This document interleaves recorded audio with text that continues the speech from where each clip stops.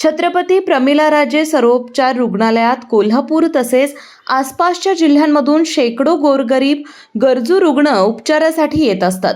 मात्र गेल्या काही दिवसांपासून राज्याचे आरोग्यमंत्री प्रकाश आंबेडकर यांच्या जिल्ह्यातच असलेल्या या शासकीय रुग्णालयात बोगस दिव्यांग दाखले देणे, रुग्णांना खासगी लॅबमध्ये रक्त तपासणीसाठी पाठवणे, वैद्यकीय बिले मंजुरीसाठी पैशांची उकळणी अशा अनेक गैरप्रकारांच्या तक्रारी वाढत होत्या।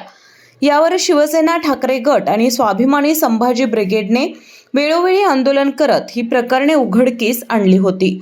आज सकाळी शिवसेना ठाकरे गटाचे उपनेते संजय पवार, सहसंपर्क प्रमुख विजय देवणे आणि अन्य पदाधिकारी यांनी अचानक CPRला भेट देत जिल्हा शल्य चिकित्सक डॉक्टर प्रशांत वाडीकर यांची भेट घेतली। तातडीने त्यांना सोबत घेत पहिल्या मजल्यावरील कार्यालयातील खोलीत थेट स्टिंग ऑपरेशन करण्यात आले। या दरम्यान एक संशयास्पद रजिस्टर मिळून आले।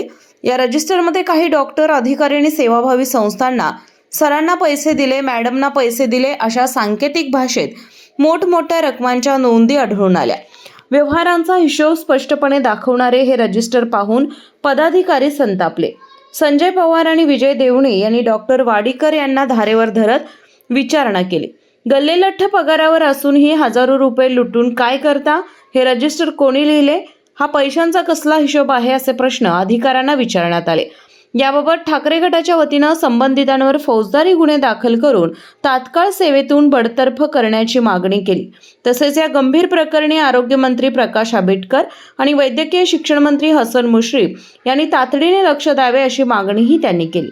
रजिस्टर बाहेर आल्यानंतर CPR मधील वरिष्ठ अधिकाऱ्यांसह डॉक्टरांची चांगलीच तारांबळ उडाली।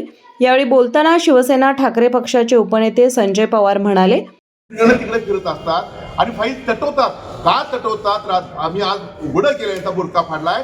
एका फाईल सापडली, आपण जसं डॉन मध्ये वो डायरी में तुम्हारा भी नाम है, लाल डायरी में, तशी लाल डायरी सापडली। हिशोबाची वही, एवढा दिवसाचा हिशोब, एवढे पैसे मॅडमला दिले, एवढा पैसे हिशोब, एवढे पैसे मी सरांना दिले, 60,000, 70,000, 50,000, लाख रुपये कुठले पैसे आले? हे कुणाचे पैसे आले?